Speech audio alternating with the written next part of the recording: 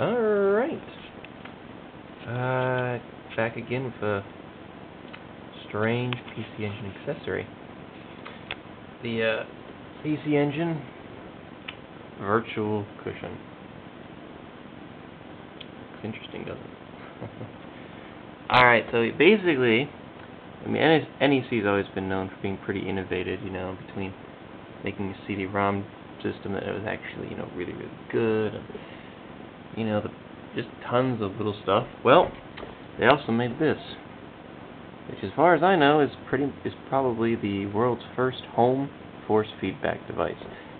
Yeah, remember when the vibrating controllers started coming out, and like the Rumble Pack for the Nintendo 64? It's like, whoa, my controller shakes. Well, this thing did it way, way, way many years earlier. And this thing doesn't just make your controller shake. No. It makes your whole frickin' body shake.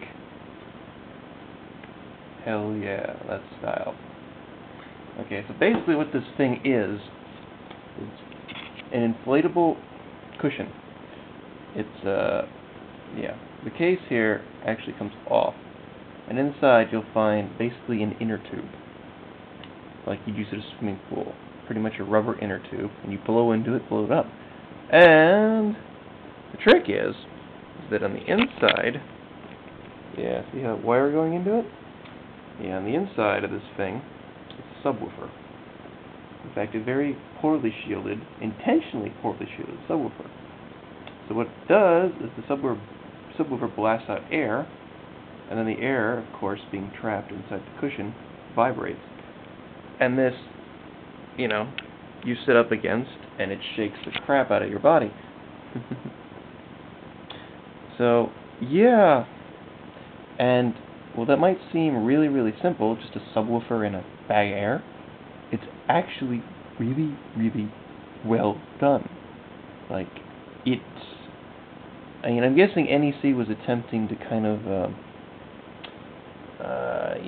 bring the, because at the time, this was back when the arcades were full of those giant hydraulic chairs.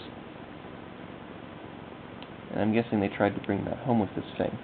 And, honestly, well, not as cool as the hydraulic chair. I think this is far more effective than any of those, the modern-day vibrating controller. Because, well, the controller, of course, doesn't vibrate, so, it doesn't really throw your hands off. But when this thing gets pumping, yeah, you feel it.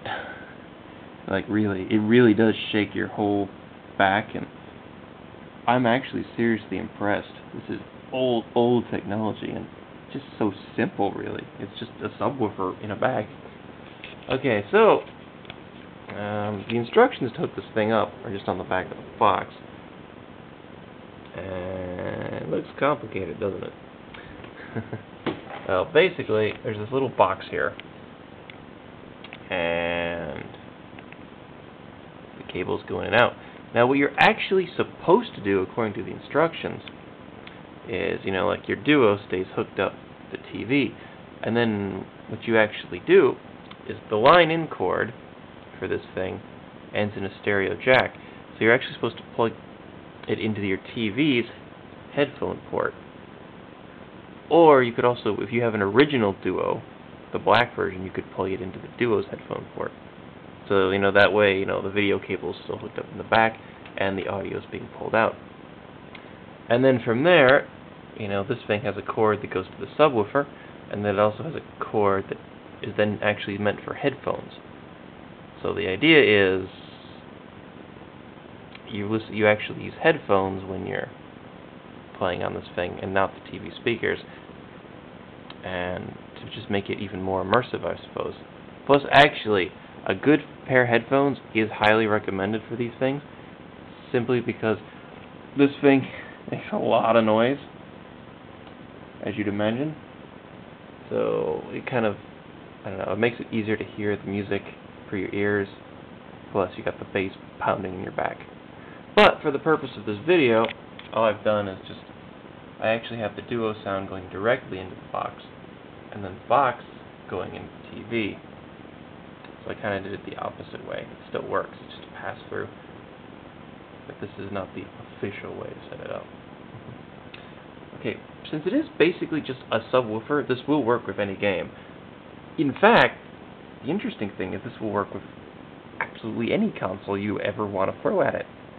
You know, your Xbox 360, just hook up the analog stereo sound jacks and boom, you can use this baby with the 360 or a PS3 or whatever the hell you feel like it. Because yeah, it works with every single PC game, it works with any system. It's just a generic subwoofer, that's all it does.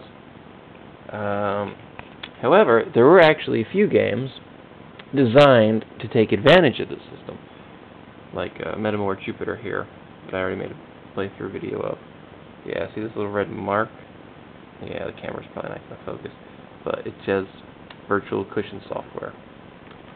Games with this mark are basically designed to take advantage of this thing. Meaning, they're pretty much all CD games as far as I know, and they just have a very... I don't know exactly what, but I think it maybe has a stronger bass line or something. I don't know, but supposedly it works better with these. And also, Image Fight 2 is another game that does, marks up there. These are the only two games that I currently have that do have the official Virtual Cushion Soft marks, which, to be honest, I don't know, I've never really seen a list of games that use these, but still, it's not really all that, it works with anything anyway. Alright, well, let's switch it on, and we're going to put Image Fight 2 in, since I haven't done anything with this game yet.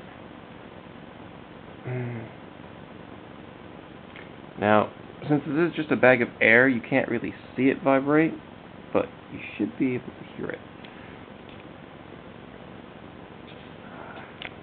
Good old Image Fight 2, PC exclusive shooter, sequel to the arcade hit. A damn good game, and possibly even harder than the original. Yeah, hear that? That's the subwoofer. That echo. Which is why it's actually recommended that you wear headphones when you play this thing. On the unit itself, there's actually a head volume selector for the headphone, as well as there's a cushion dial and an effector dial. As far as I can tell, the cushion does the cushion volume, and the effector is supposed to change the strength of it, I guess, how much air it's vibrating around, but honestly, I don't really see much of a difference. But, alright, well, we're running out of time, so let's just play this and get going here. Image Fight 2. Alright, yeah, I'm probably not going to make it very far. This game is annoyingly hard.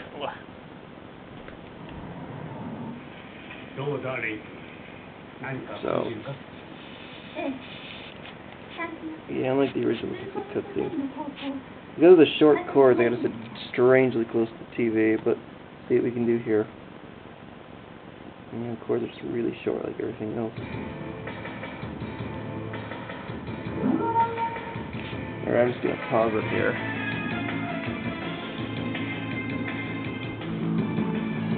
So you can't really see this thing vibrate. Listen to that go. And yeah, it's something you really have to experience for yourself, I think. But it really is quite impressive. Alright. Not a lot of time, but we'll see how far we can get. Probably die anyway. I have beaten this game, but it is really, really hard. It's also really, really long. It's like 10 stages. It's really hard to do this close to TV. Sorry, the picture's probably gonna look like crap, but there's better videos out there of this game anyway. But this is just just listen to that subwoofer go.